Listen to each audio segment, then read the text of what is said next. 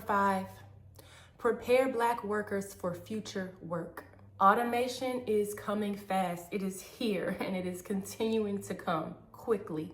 About 42% of Black workers are in jobs that are at risk of disruption by 2030. That means retraining, upskilling, on-the-job training, and support for career transitions. We have to prepare now so that we aren't locked out later. If you found this video helpful, or you know someone who needs to hear this in a real and data-driven way, share the video with them. The wage gap isn't just about understanding the numbers.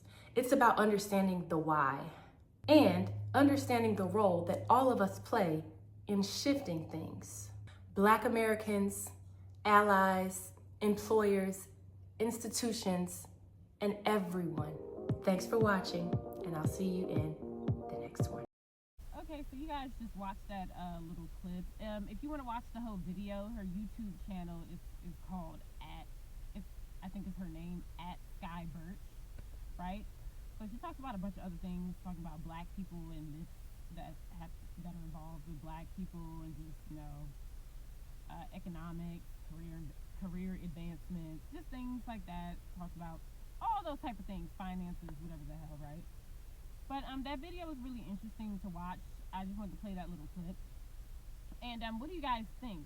So would you say there are a lot of Black people in low-paying jobs?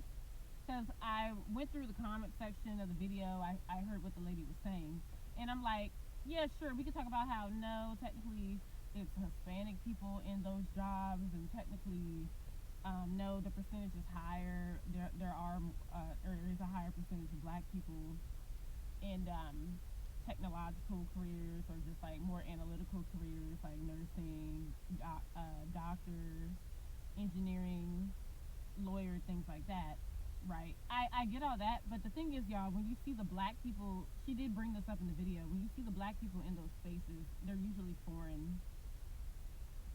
Would you say that the number has gone up now, especially for Black people in STEM?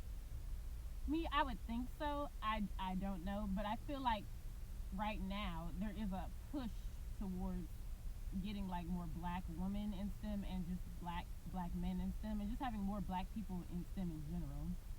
So I saw that, and I agree with what she's saying about automation is coming, and that some of these certain jobs, like the low-paying jobs, even delivery, certain gig jobs, that's going to disappear, right? That's going to disappear because now they don't need a human to do certain jobs, you guys. They can use a robot, or they call it an autonomous vehicle, whatever the hell.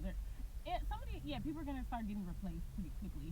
And I would even say, like, I agree with what she's saying, but I can also say there are certain engineering jobs and certain jobs that with doctors and nurses that are kind of at risk.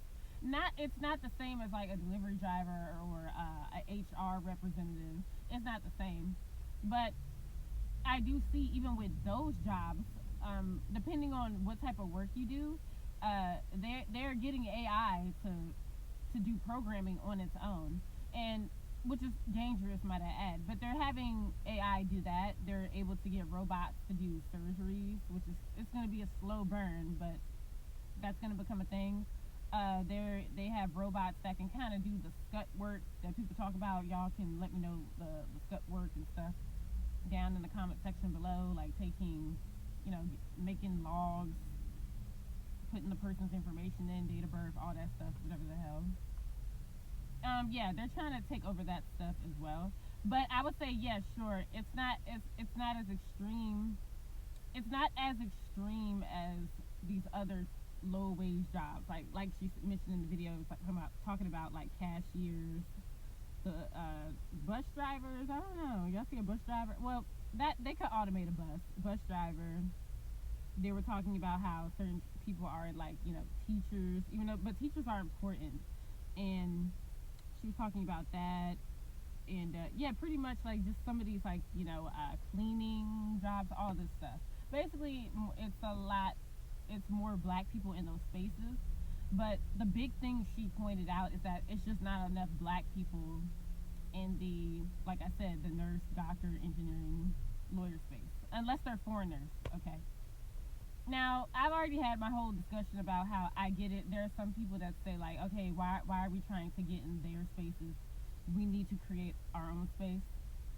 And honestly, y'all, it just starts with people just pushing it more, like talking about it more in schools. Like think about the school you went to. You had to like just go and sign up at it, willingly sign up for engineering, IT. Some people don't want to do these things. Some people don't want to be a doctor, a lawyer, or a nurse. Now I would say now that's like starting to change because think about it. You have college advisors. You have people telling you to go into a trade, go into finance, go into all these other things because some of these other fields aren't going to put you into the middle class or upper middle class. So like I said, it's back to like, money at the end of the day and classism, what class you're in. It's about that. And she's basically saying more black people could be in those spaces. And I also saw in the comment section that a lot of people said, well, some people are just choosing not to do it. Some people just don't want to do it. So you have to think about that as well. And yes, the issue is that if this was like pushed early on in school, like I feel like some of these things should be a requirement, like engineering, STEM. Why not put that into the curriculum? Okay, it should just be automatically in the curriculum, and then they should talk about other things. They should give kids ideas, plant those seeds in their heads. Nursing, doctor, lawyer, especially finances. Teaching finance, that should be another one. Engineering, finance is very important. Like doing taxes, budgeting, money management, all those things is very important. And I'm irritated because it's kind of like the government is like wants to set us up for failure, because I feel like if we had a government that cared, right, all this stuff that we're talking about that would be good for black folks and certain opportunities and all these things, this would all just be in the schools, right? And the kids would know like, okay, cool, I want to do this, I want to do this. And it seems like it is working to an extent. Like I think with social media, this is why I like social media. It's being pushed like, and there are some kids that actually want to go into trades. I remember talking to this one kid. I think he was going to graduate soon, and I remember him. He was like, "Oh, I'm thinking about going into a trade." I'm like, "Yeah, that's actually very smart." However, yeah, we can talk about how it can do damage to your body and stuff, but that is still a good skill to have because he doesn't have to worry about being replaced by AI. You got to work with your hands. Do you understand how much programming it takes to get a robot to do certain things, y'all? Like, yeah, sure. When we get to a point where robots are preparing electrical lines and doing plumbing stuff and messing around with sockets, sure, we could talk about how we could worry about that. But then that would be another thing where humans would have to advance and just learn how to repair these things, but also not let them take over, because that's another issue. That's a whole nother issue that I'll talk about in a whole nother video. But yeah, it'll get to a point where AI is going to start writing its own code, and it'll write a code that we don't understand. And then what if we can't crack it? And then what they just going to start taking over the systems and stuff? Like we have to think about these things. So I like that video.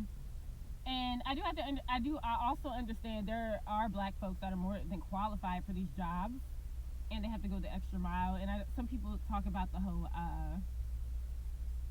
we have to get these degrees and things to even be considered at a job, especially like a high caliber job. Like if you want to be an engineer, architect, all these things, you need to be highly qualified, right? So they're gonna look at that especially really closely, especially if you're black, okay?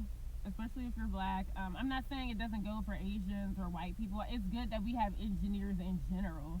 I just think the main issue is it's not enough black folks in it, and it should be more. And I think that just starts with education. It starts with the teachers being black as well. That's what she mentioned in the video.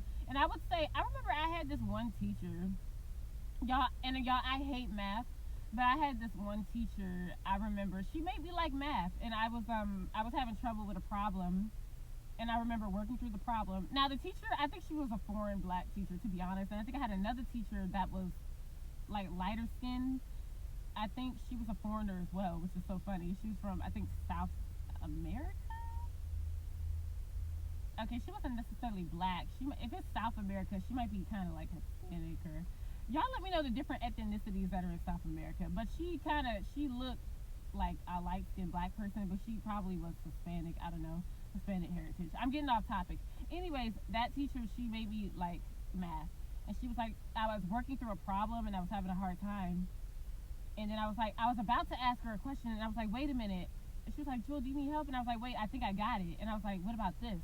And I showed her the problem. She was like, see, you did it. And I was like, because I didn't think I could do it, but I figured it out. I still hate math, but like, I don't know. It's always, I think it's good to just influence kids to go in the right direction. Like STEM can be fun.